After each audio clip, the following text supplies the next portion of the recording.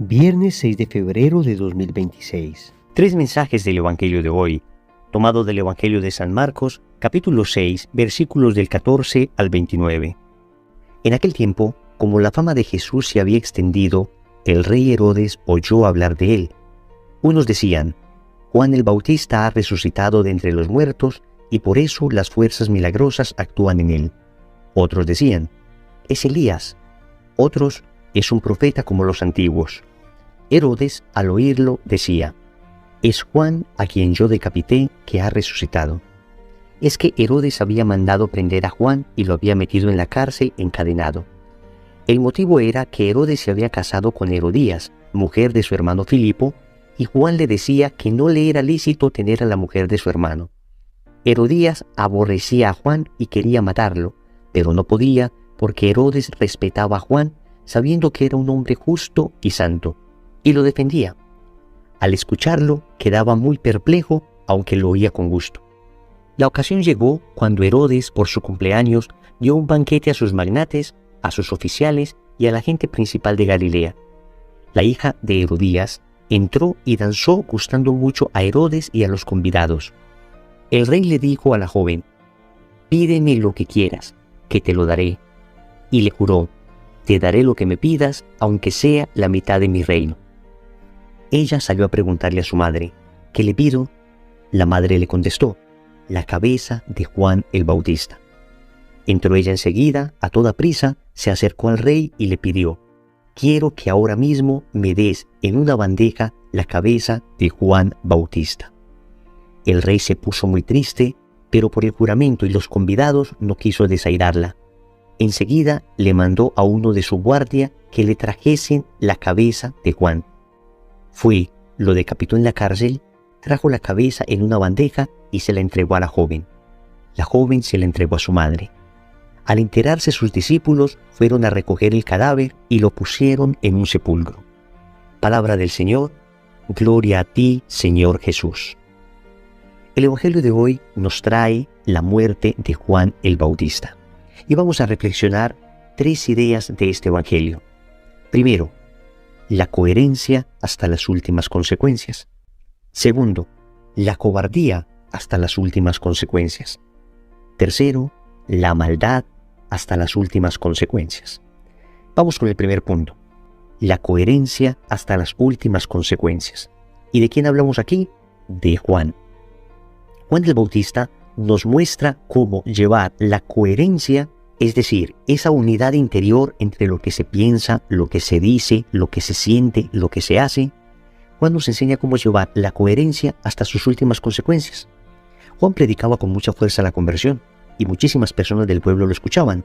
Cualquiera podría decir que era fácil predicar a un pueblo más o menos dispuesto a la palabra de conversión, pero cuán pocos se atreverían a predicar también al rey, es decir, a las autoridades con poder, aquellos que de alguna manera podrían generar graves problemas en el evangelizador. Y sin embargo, Juan lo hizo con absoluta coherencia. Es que el Evangelio nos cuenta que estaba respaldado por su santidad y su justicia, al punto que hasta Herodes reconocía esto en Juan. Y Juan prefirió perder su cabeza antes que perder su coherencia. Qué tremenda enseñanza nos da Juan Bautista, cuando muchas veces nosotros nos acobardamos al momento de anunciar una verdad, o en ocasiones nos acobardamos delante de nuestros amigos, delante de un grupo de personas que ejercen presión sobre nosotros al momento de defender algún principio de la fe o demostrar que tenemos fe. Juan no, él no se acobardó, todo lo contrario, fue coherente hasta el final, sin importar lo que le costara. Esta coherencia y valentía de Juan Bautista es tan necesaria hoy. Necesitamos suplicar al Señor que nos conceda ese mismo espíritu de coherencia y valentía a todos. Segundo, la cobardía hasta las últimas consecuencias. Y aquí tenemos a Herodes. Si cuando hablamos de coherencia en este texto hablamos de Juan, cuando hablamos de cobardía hablamos de Herodes. Notemos que Herodes, a pesar de no ser una persona para nada religiosa, estaba de alguna manera abriendo poco a poco el corazón a la palabra de Juan. El texto nos dice que le escuchaba perplejo, pero con gusto. De hecho, nos dice que lo respetaba, nos dice que lo consideraba un santo, nos dice que lo consideraba un justo, que defendía a Juan Bautista. Y si lo hacía, no era simplemente porque le cayese bien o porque tuviera cierta simpatía con el hombre. De hecho, Juan Bautista no es que se esforzara mucho por simpatizar a las personas.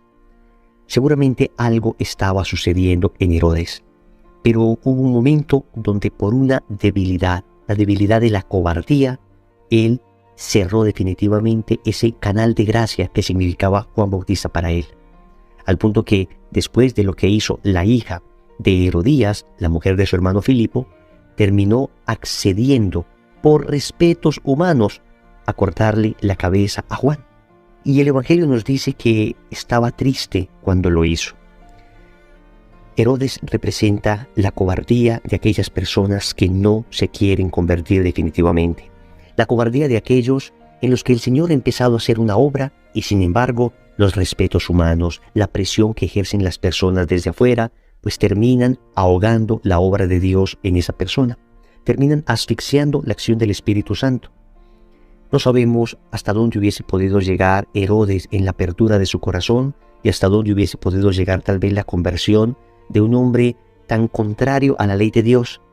Pero un momento de debilidad, tal vez en medio de las copas, una promesa absurda que hace a la hija de Herodías, termina con una consecuencia nefasta.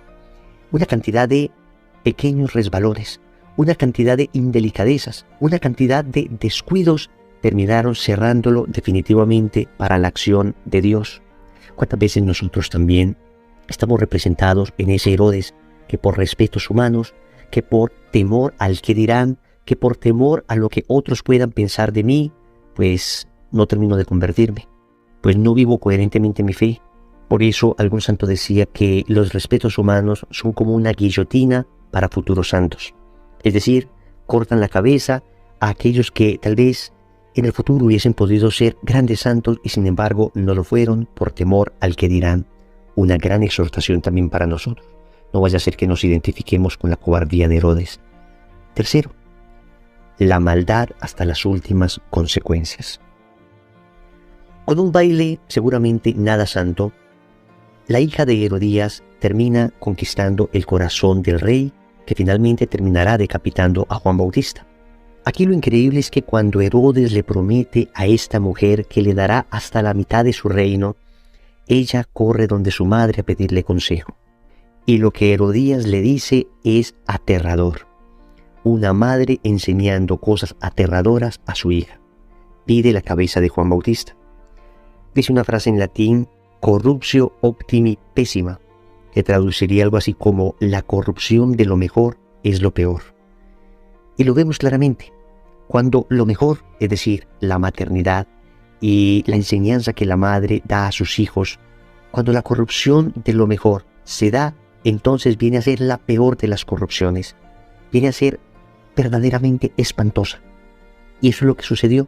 Esto es lo que sucedió. No podemos decir que el pecado de Herodías sea propiamente un pecado de ignorancia, o de fragilidad, o de indiferencia. Acá encontramos un pecado de maldad. Es que existen como esos 4 niveles al momento de pecar. Son niveles como de responsabilidad en la acción. El que peca por ignorancia, pues tiene menor responsabilidad que el que peca por fragilidad. El primero no sabía que eso era pecado. El segundo lo sabía, pero es débil y lo termina haciendo. Habría un tercer nivel de responsabilidad que sería pecar por indiferencia. Entonces, pues es que no me importa que eso sea pecado. No lo hago para ofender a nadie, pero no me importa que eso sea pecado. Pero el más grave de todos los pecados es el que se comete por maldad. Yo sé que es pecado y sin embargo quiero hacerlo. Repito, el primero sería ignorancia, el segundo sería fragilidad, el tercero sería indiferencia, el cuarto grado sería maldad. Es tal vez el pecado más terrible que se puede cometer, aquel que no hago porque soy débil, que soy ignorante o porque simplemente soy frívolo, sino que hago porque quiero dañar. Y eso denota un corazón verdaderamente podrido. Un corazón que ha dejado penetrar en sí de tal manera la maldad que disfruta haciendo el mal. Que el Señor custodie nuestro corazón para que nunca lleguemos a esta atrocidad. Oremos. Amado Señor, hoy me pides coherencia. Sabes que la quiero, pero que por mis propias fuerzas no soy capaz de conseguirla. Necesito la acción de tu Espíritu Santo, porque soy tremendamente cobarde, tal vez más cobarde que Herodes. Y en ocasiones tal vez me he comportado peor que Herodías, la mujer del hermano de Herodes. Por eso te suplico que hoy me concedas la valentía de Juan Bautista para de esa manera ser capaz de dar la vida por la verdad, de dar la vida por amor a ti. Señor, dame lo que me pides y pídeme lo que quieras. Amén. Recordemos entonces, primero, la coherencia hasta las últimas consecuencias. Segundo, la cobardía hasta las últimas consecuencias. Tercero, la maldad hasta las últimas consecuencias. Compromiso. Vamos a rezar 3 Ave Marías pidiendo la gracia de ser coherentes. En el nombre del Padre, y del Hijo, y del Espíritu Santo. Amén. Año 2026, año de los santuarios marianos. El 13 de mayo, día de Nuestra Señora de Fátima, iniciaremos una bellísima peregrinación y vamos a iniciarla en Medjugorje. Allí seremos abrazados por la Gospa. De allí tomaremos un barco e iremos a Asís. Estaremos de rodillas frente al cuerpo de San Francisco. Iremos a la Porciúncula, a San Damián, al cuerpo de Santa Clara. Vibrará nuestro corazón. Visitaremos a San Carlo Acutis, por supuesto, y de allí emprenderemos nuestro camino a Roma, la ciudad eterna. Allí está enterrado Pedro.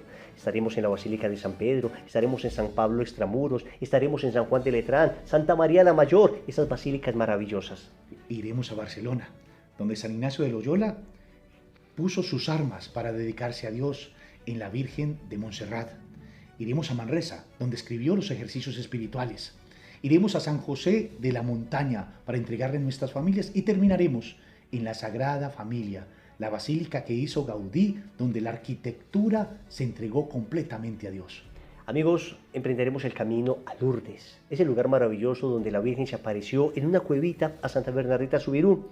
Visitaremos el lugar donde Santa Bernardita nació, el lugar donde vivió en unas condiciones infrahumanas y ahí se manifestó Dios a esta pobre mujer. Entraremos a esas piscinas en las que tantos milagros han sucedido. E iremos a Garabandal, pero en el trayecto vamos a visitar el cuerpo de Santa Teresa de Ávila. Y llegaremos a Garabandal y miraremos un lugar que está en estudio por la iglesia, pero que tuvo más de 2000 apariciones, un lugar sobrenatural. Estaremos en Los Pinos y allí recordaremos que la Virgen se ha manifestado para decirnos que nos ama. Amigos, finalmente terminaremos en Fátima, ese lugar maravilloso, ese lugar que tiene un mensaje que todavía hoy es vigente. Visitaremos la gran explanada donde sucedió el milagro del sol, ese 13 de octubre de 1917. Visitaremos el lugar donde vivieron los pastores. Mejor dicho, Santi, será un viaje que no se pueden perder. Desde ya pide la gracia para que nos acompañes en esta maravillosa peregrinación. Estarán en nuestras oraciones. Dios les bendiga.